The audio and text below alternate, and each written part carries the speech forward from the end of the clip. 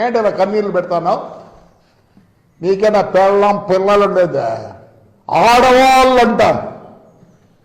నేనంటే కొట్టింది నా కొడుకు, ఇష్టమైనట్టు కొట్టింది. ఏమంటా చంద్రబాబు నాయుడు మరి ఏమన్నా నాకు అర్థం కాదు. చంద్రబాబు నాయుడు ఆ మంచితనంతో మేము అందుకే బయటికి వస్తారు 5 ఏళ్ళకే.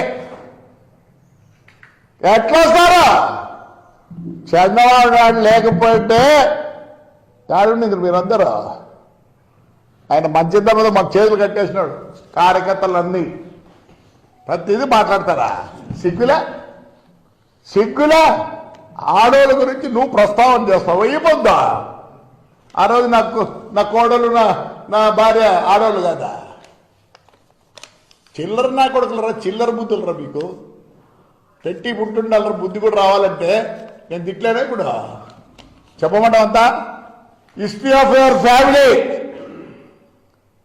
మీ నాన్న చైర్మన్, నేను చైర్మన్ పిలిచాడు రా. మేమంతా పోయి అప్పుడు ఆయన చైర్మన్ చేసినాం. ఆయన 30 సార్లుగా దీనికి ప్రెసిడెంట్గా ఉన్నాడు రా. ఎట్లా పుట్టావు నువ్వు? ఆడోళ్ళ గురించి మాట్లాడి ఇప్పుడు మీ కాడికి వచ్చి